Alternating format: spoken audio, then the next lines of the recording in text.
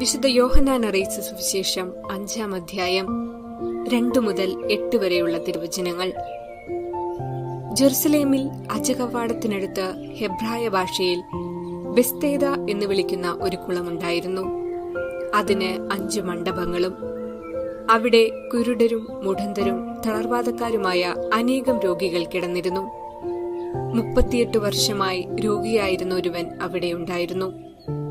അവൻ അവിടെ കിടക്കുന്നത് യേശു കണ്ടു.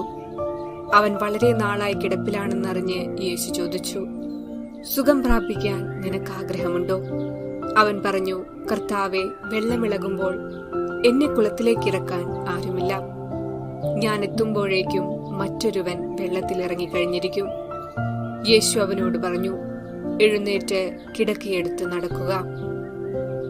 ഓർമ്മിക്കുക, പലവട്ടം പരാജയപ്പെട്ടവന് മുൻപിൽ പ്രതീക്ഷയുടെ പൂക്കൾ വിരിയുമ്പോൾ ജീവിതം സന്തോഷകരമാകും.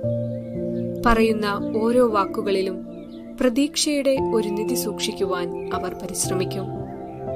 ഓർമ്മകൾ പൂക്കുന്ന പൂങ്കാവനങ്ങളാണ് ജീവിതങ്ങൾ. അതിനാൽ പ്രതീക്ഷ നഷ്ടപ്പെടാതെ അക്ഷീണം അധ്വാനിക്കാം. കഠിനാധ്വാനത്തിന്റെ ശൈലികൾ നമുക്ക് പകർന്നു തന്ന ഒരു വ്യക്തിയായിരുന്നു തോമസ് ആൽവാ എഡിസൺ. ഒരിക്കൽ ഒരമ്മ തന്റെ മകനു വേണ്ടി ഒരു വാചകം എഴുതി കൊടുക്കാമോ എന്ന് അദ്ദേഹത്തോട് ചോദിച്ചു. അദ്ദേഹം കൊടുത്ത നിർദ്ദേശം ഇപ്രകാരമായിരുന്നു: ഒരിക്കലും ഘടികാരത്തെ നോക്കരുത്. അദ്ദേഹം തീക്ഷ്ണമായ പ്രാർത്ഥനാ ശൈലിയുടെയും കഠിനാധ്വാനത്തിന്റെയും ആൾരൂപമായിരുന്നു. സമയം നോക്കാതെ അധ്വാനിക്കുക എന്നത് അദ്ദേഹത്തിന്റെ ശൈലിയായിരുന്നു. പ്രതീക്ഷ നഷ്ടപ്പെട്ടവർക്ക് പ്രചോദനമാണ് അദ്ദേഹത്തിന്റെ ജീവിതം. ഇടം വലം നോക്കാതെ ജീവിതത്തെ ധ്യാനിച്ചെടുക്കുവാൻ കഴിയുമ്പോൾ പ്രതീക്ഷയുടെ പൂക്കാലം നമുക്ക് മുൻപിൽ വിരിയും.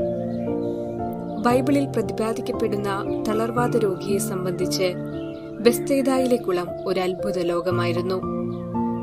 എല്ലാവരും കുളത്തിലിറങ്ങി വിജയിക്കുമ്പോൾ നിരന്തരം പരാജയങ്ങൾ ഏറ്റുവാങ്ങിയവനാണ് തളർവാദ രോഗി.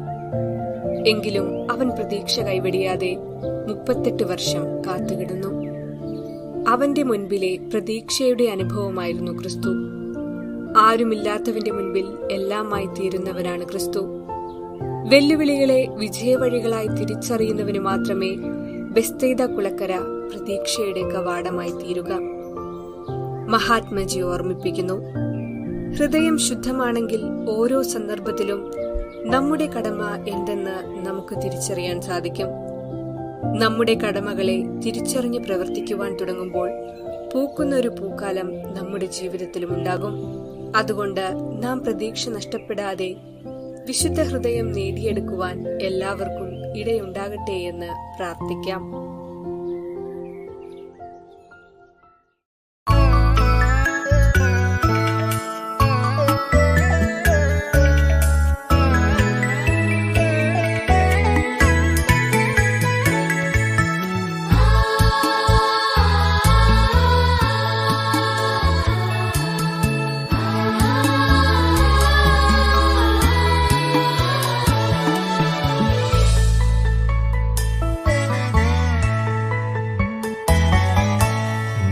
എന്റെ ചാരേ ചേർന്നു നടക്കുകേ, ഒരു വേള പോലും ഭയമില്ല ഈശോ. ഒരു മാത്ര നീ എന്റെ മിഴി നോക്കി മൂളവേ, ഒരു ഗാനമെന്നിൽ ജനിച്ചു നാഥ.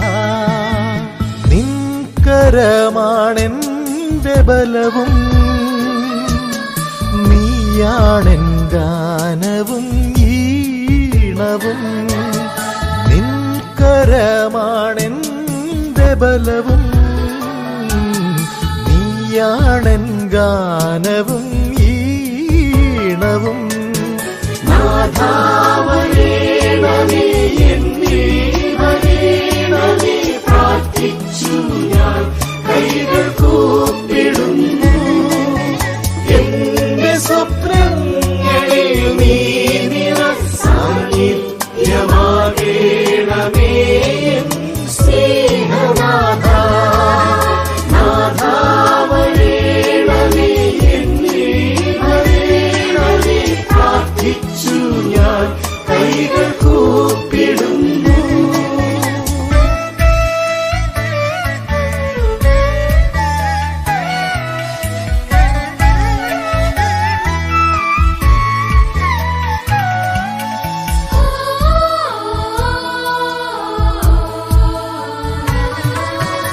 ഒരു കാറ്റായി നീ എന്നെ തഴുകിയുണർത്തവേ, ഒരു പ്രാവായി ഞാൻ ദൂതുമായി പോകും. ഒരു കാറ്റായി നീ എന്നെ തഴുകിയുണർത്തവേ, ഒരു പ്രാവായി ഞാൻ ദൂതുമായി പോകും.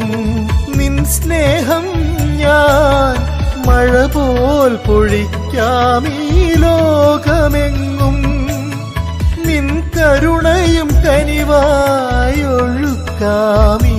പുലരിയിലും.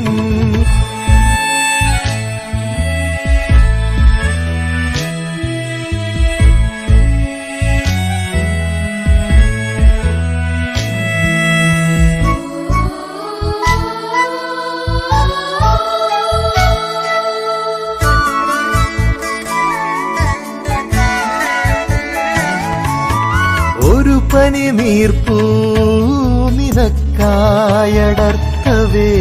ഒരു സുഗന്ധമായി നീ എന്നെ മാറ്റി. ഒരു പനി നീർപ്പൂ നിനക്കായടർത്തവേ, ഒരു സുഗന്ധമായി നീ എന്നെ മാറ്റി. പാരിൽ നിൻ പരിമളം പരത്തുന്നു ഞാൻ, നിൻഹിതം പോലെയായി നിൻ കരുതലും നൽകും ഞാൻ ഈ ഭൂവിൽ. നാഥാവരേണമേ എന്നിൽ വരേണമേ, പ്രാർത്ഥിച്ചു ഞാൻ കൈകൾ കൂപ്പിടുന്നു. എന്റെ സ്വപ്നങ്ങളിൽ നീ സാന്നിധ്യമാകേണമേ സ്നേഹനാഥാ. നീ എന്റെ ചാരേ ചേർന്നു നടക്കുകയും ഒരു വേള പോലും ഭയമില്ല ഈശോ. ഒരു മാത്ര നീ എന്റെ മിഴി നോക്കി മൂളവേ, ഒരു ഗാനമെന്നിൽ ജനിച്ചു നാഥാ. നിൻ കരമാണെന്റെ ബലവും, നീയാണെൻ ഗാനവും ഈണവും. നിൻ കരമാണെന്റെ ബലവും, നീയാണെൻ ഗാനവും ഈണവും.